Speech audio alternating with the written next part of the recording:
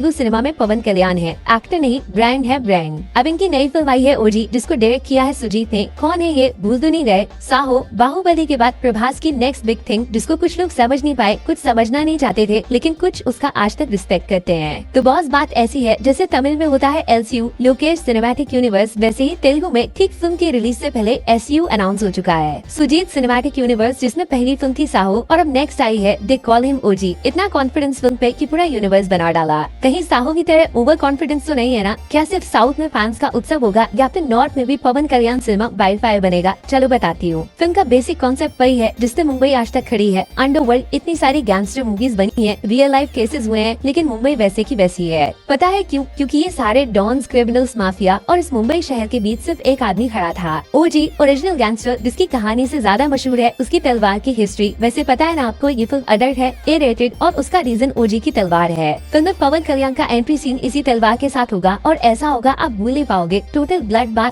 Action नहीं, चीर फाड़, सुपर वायलेंस। शॉर्ट में समझ जाओ, मुंबई के जंगल का टाइगर है ओजी, क्योंकि इसके जैसा शिकार कोई नहीं करता। बट क्या होगा जब इस जंगल में शेर आएगा? टाइगर वर्सेस लायन, सुना है कभी? कौन जीतेगा सोचा है कभी? चलो दिखाती हूँ। ओमी, नाम छोटा, साउंड बहुत बड़ा और कान उससे भी बड़ा किया है इन्होंने। मुंबई का वो समंदर जिसमें ओजी का डर बहता था, उसमें ओमी ने खून मिला दिया है। ओमी का फंडा सिंपल है, तलवार का जमाना गया, अब बारी गन्स की है। ओजी पुराना लेकिन ओमी नया है। मुंबई शहर इस विलन की एंट्री से हिल गया है। लेकिन किसी ने सोचा ओमी इंडिया आया क्यों, वो भी मुंबई ही क्यों? इस सवाल का जवाब ही पूरे 2.5 घंटे आपको ओजी के पास, प्रेजेंट, फ्यूचर तीनों से मिल जाएगा, जहाँ पे एक ऐसा जबरदस्त जापान कनेक्शन छुपा है जो ओजी को देसी नहीं विदेशी लेकर जाएगा। ये मान लो रॉकी भाई अगर इंडिया के CEO है तो ओजी पूरे यूनिवर्स का बाप है। मासी फिल्म है, एक्शन खूब सारा मिलेगा, लेकिन एक्शन के पीछे इमोशन छुपा रखा है। इस अंडरवर्ल्ड माफिया के अंदर सीक्रेट फैमिली परिवार घुसा रखा है। थोड़ा बहुत पॉलिटिक्स भी है, पुलिस का इविल साइड दिखाया है, एक रिवेंज का एंगल भी डाला है, तो दूसरी तरफ 2-3 ट्विस्ट डाल के इमोशनल ड्रामा भी क्रिएट किया है। साफ साफ बताऊं, ओजी के रिव्यू 2 टाइप के हो सकते हैं। पहला, फैंस के लिए शायद ये 2.5 घंटे बहुत इमोशनल होंगे, उनकी लाइफ में सबसे बेस्ट होंगे। इससे बड़ा शायद उनके स्टार को कोई स्क्रीन पे प्रेजेंट ही नहीं कर सकता। डायरेक्टर सुजीत ने फैन सर्विस में नया वर्ल्ड रिकॉर्ड बना दिया है। पवन कल्याण का स्क्रीन प्रेजेंस लिटरली आपके तूफान जैसा है और वही दिखाया भी जाता है फिल्म के इंटरवल से ठीक पहले।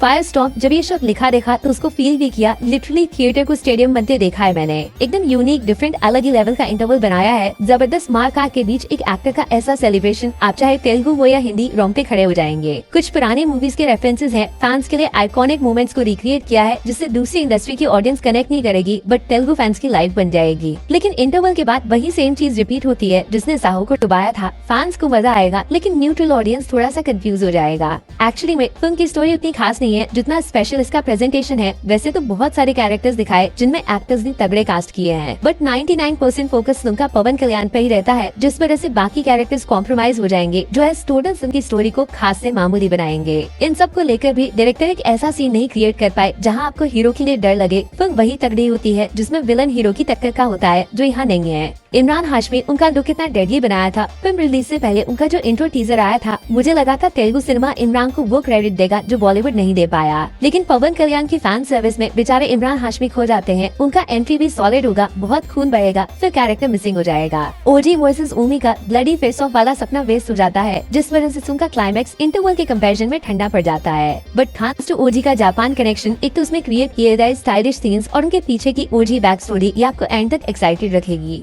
फिर आता है वो मोमेंट जिसका शायद प्रभास फैंस को सबसे ज्यादा वेट है। जी हाँ, ओजी का डायरेक्ट कनेक्शन है साहो के साथ, 100% कंफर्म। बट क्या प्रभास का कैमियो दिखाया? जवाब है हाँ भी और ना भी। स्टोरी कनेक्टेड है, फ्यूचर में शायद ये फोटो रियलिटी बनेगा। थ्योरीज बनाओ, दिमाग लगाओ। इसके अलावा फिल्म की 2 चीज सबसे अच्छी लगी मुझे। पहला, मुंबई का पिक्चराइजेशन, एक तेलुगु डायरेक्टर मुंबई को इतना रॉ, बोल्ड और ब्लडी दिखा रहा है, मजा आ गया। दूसरा, फिल्म का बैकग्राउंड म्यूजिक लिटरली एक 10 on 10 सीन को 100 बना दिया। ओजी का वीडियो और थमन का ऑडियो सच में इंटरनेशनल वाइब देते हैं। रप्पा रप्पा याद है ना? वैसा ही पीक सिनेमा एक्सपीरियंस आता है जब सुजीत का प्रेजेंटेशन, पवन कल्याण का स्क्रीन प्रेजेंस और थमन का म्यूजिक आपस में जुड़ जाता है। तो बॉस फिल्म को 5 में से 3 स्टार्स मिलेंगे। इंटरवल ब्लॉक, जापान कनेक्शन और तलवार के साथ पवन कल्याण, रप्पा रप्पा की भी पप्पा। नेगेटिव्स, विलेन और सपोर्टिंग कैरेक्टर्स को यूज न करना, वीक स्टोरी क्रिएट करना, पर यार कुछ तो गड़बड़ था डबिंग के साथ। जो एक्टर बोल रहा था उससे डायलॉग्स मैच ही नहीं हो रहे थे। तेलुगु बेल्ट में ओजी रिकॉर्ड बनाएगा, सबको याद दिलाएगा ओरिजिनल गैंगस्टर कौन है। पवन कल्याण 1 मैन शो, बोला कम काटा ज्यादा है। बट पैन इंडिया में मास सिनेमा लवर्स को छोड़ के न्यूट्रल ऑडियंस को फिल्म लंबी, बोरिंग और रिपीटेटिव लग सकती है। दोनों में से आप किस साइड हो, फैसला खुद कर लो।